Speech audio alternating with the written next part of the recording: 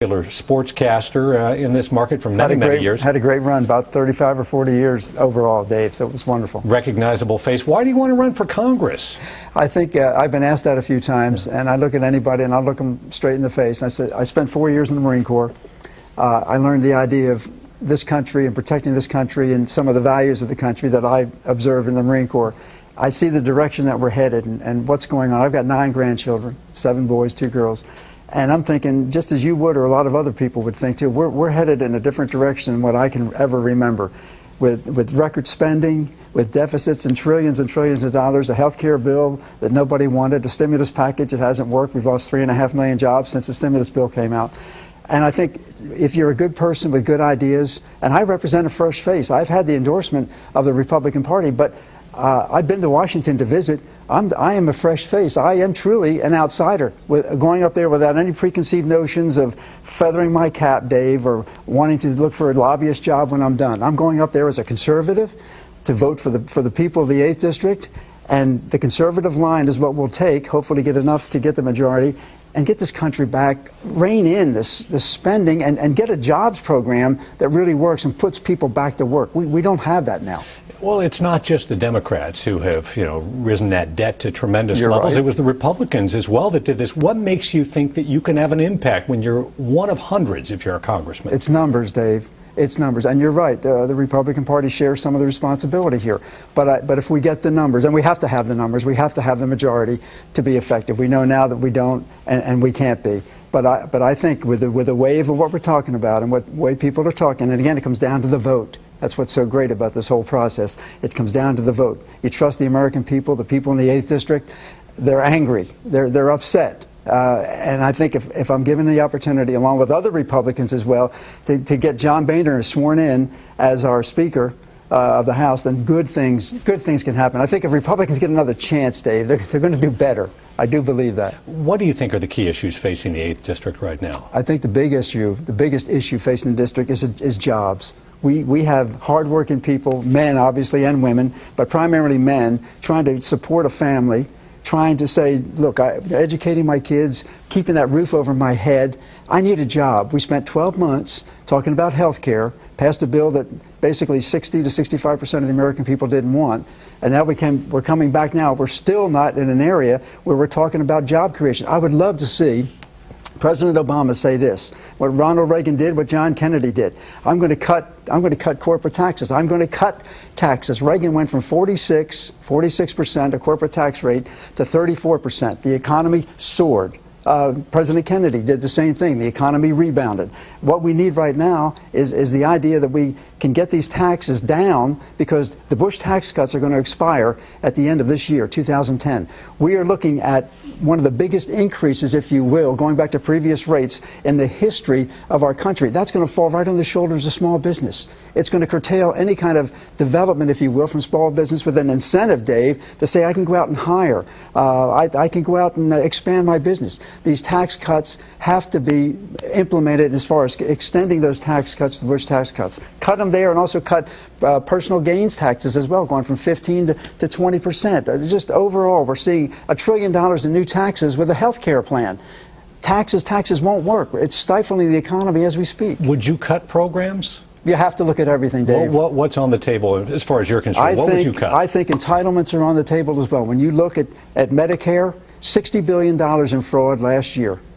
$60 billion in fraud last year in Medicare alone. I know there are programs out there that when I look at hospice has been cut several billion or $1 million in the current health care plan. Programs that work, they get cut. I don't understand exactly how that came about and why that came about. But we're going to have to, if we get the majority, everything is literally going to have to be on the table. I do believe this, and I know people get nervous. You're going to cut Social Security. Promises made are promises kept. Those that are obviously in the system now, they're not going to be cut. But we have to. We owe it to our children, our grandchildren, to the next generations, if you will. We're going to have to put everything on the table. And I think if Republicans get another chance because of the environment and the way people feel right now, you're going to see definitely see some cuts. Reducing spending, if nothing else, just to get a handle of our national debt right now. Interest on the debt's over $200 billion a year, Dave. When's it going to stop? Would you cut military spending? No, absolutely not. Why not? Because, No. I mean, there's a lot of waste, some people say. There is a lot of waste in there. I would say accountability. I was in the Marine Corps 4 years. We cannot, this day and time, we absolutely cannot cut military spending. But obviously we need accountability in the military. You've heard it and I've heard it. Overlapping programs. When we get weapons that are finished, come off the assembly line, if you will, and they're already obsolete, that's not good. We have got to cut out the waste and fraud in every program. And I wouldn't be afraid to ask for a general audit of our government. And somebody would say, that's going to take 5 years. Well, then let's start tomorrow.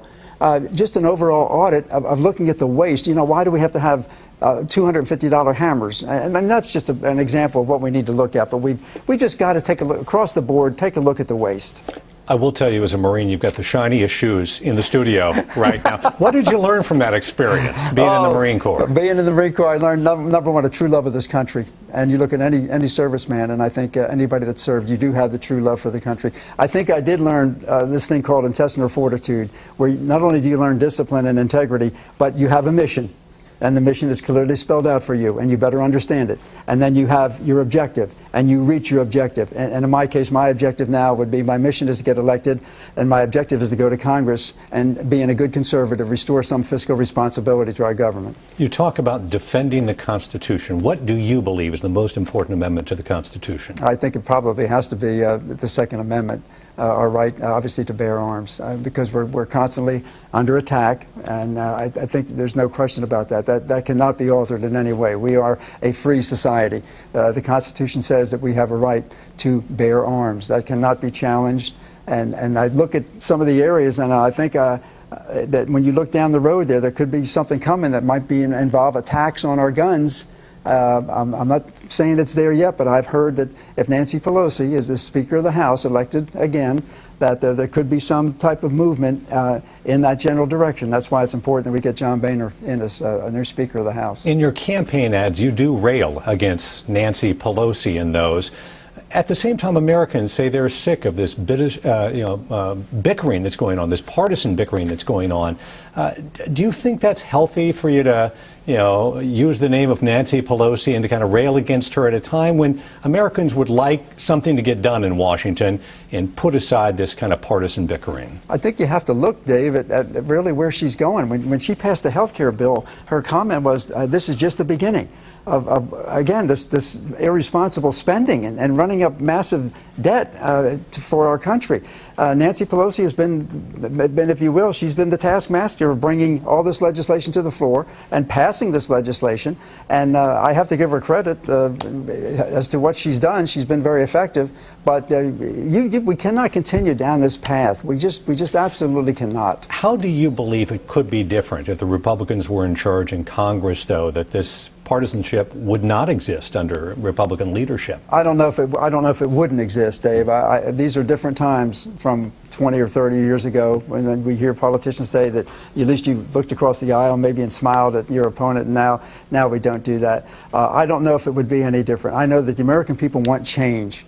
But whether you're Republican, Democrat, Independent, we're all in the mix. We're all in this mix together. There's no the side of the boat doesn't say Republican only. The boat's sinking, and we're all in this together. And I've bumped into, I can't tell you the number of Democrats for the last 6 months in this great district, from Mecklenburg on down to Cumberland, Dave, that I bumped into, that have indicated their displeasure at Washington and saying, Harold, I hope you get in. Well, I truly do appreciate that, but I don't think you're going to see that's not going to change, because Republicans have been shut out. We offered a lot of good things. They offered a lot of good things on this health care bill, and they were totally shut down. And hey, when you're the party in charge, that's the way it is. And I think Republicans know that. But right now, hopefully, we'll be back in charge.